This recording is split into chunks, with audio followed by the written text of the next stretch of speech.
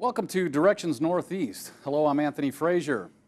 This program is a presentation of the Mass Communications Department for Northeast State Community College and is produced by the students through the college's video production facilities. This series of programs is designed to bring you the students' perspective on events and happenings throughout Northeast Tennessee. The program is part of the classroom and laboratory learning process for students in broadcasting and advertising public relations part of the mass communications area. Our guest for this edition of Direction has been in a wheelchair since childhood, yet he never considered himself disabled. He played baseball, football, and participated in cross-country running. Find out more about Johnny Tuitul in just a moment. Northeast State's a wonderful place to start your career in college, and the campus is beautiful, the teachers are one-on-one. It was an excellent decision to come to Northeast State. I've learned so much coming here. I love the school, and everyone is friendly here. This has been the best time of my life. I have really enjoyed being here. I think if it hadn't have been for Northeast, then I wouldn't feel as happy and as driven if I'd have chosen another school. Step by step, Northeast State is here to get you there. Enroll now at northeaststate.edu.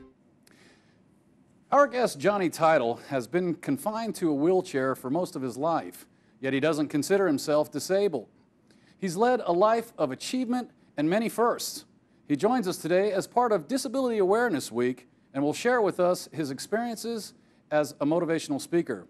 Mr. Tuitul, welcome to Directions Northeast. Call me Johnny, please. Call you Johnny. Mr. Tuitul is a way too formal, dude. Can I call you dude? You can call me dude. Yeah, That fits. Like the Big Lebowski? Yeah, exactly. Because I'm not into the whole brevity thing. Right. Anyway. Now, you bill yourself as a handicapitalist. What exactly does that mean? I'm America's pioneer handicapitalist. You know what's funny, Anthony, is it started kind of as a play on words, a joke. I'm always making up funny stuff and making people laugh. But then I thought about it, and I thought, you know, what's great about America, I mean, yeah, the economy is, you know, crappy, and, you know, but what's great about America is no other place can you come from New Delhi and start a restaurant. And you could not make it, but at least you had the chance to start it. And my disability, it's going to sound kind of funny, but my disability is highly marketable. You don't see a lot of folks with disabilities in the mainstream. You know, you've done some stuff yourself. You talked to me about that, and you and I both know not a lot of us out there. But we have a lot to offer, and so it is very marketable, from the speech side of it to my writing to, you know, I've written 7 children's books. I have a novel that was just picked up. So you're doing good. I'm doing all right. You are marketable. I'm doing all right. Talk to my wife, will you? Now, you talk about adapting to change. Why? Well, I think, and kick me if I'm wrong, but I think that a lot of people assume that, all right, here I am, and it's your job to do your best to understand me. Well, first of all, what a bunch of hogwash. All right? It's our job to understand each other. And in order for me to best understand myself, I have to be willing to adapt to change first. You know, a huge change in our world, 1991, the ADA. I mean, more of us are out there now, man. The ramps are there. Oh, yeah. And we have to adapt to change as well. You know, if I come blazing into your, let's say you own a theater, and I come blazing into your theater, and I start complaining that you're not accessible, it's not going to do any good, because that person isn't listening. They're just mad at you, and they think you're a militant goofball, you know, and it doesn't do any good. So what you do is you try to nicely explain to them what can be done to fix it, and you go somewhere else. You be diplomatic. And you be diplomatic. Else. So really, you know, medication helps. Yeah. Well, I guess I could agree with that. I got you. That's okay. You had to say that, didn't you? Now, how do you recommend to learn to adapt to change? Be open to it, first of all. Your good little book, actually, it's not even that good, but it makes a point. You know, someone moved my cheese, you know? Well, basically, it's about, look, people are going to move your stuff. It's going to happen. You know, your stuff's going to get moved. Things are going to change. Be open to it, you know? so many people freak out. How many people that live in this town have never left this town? This is true. Because they're afraid to.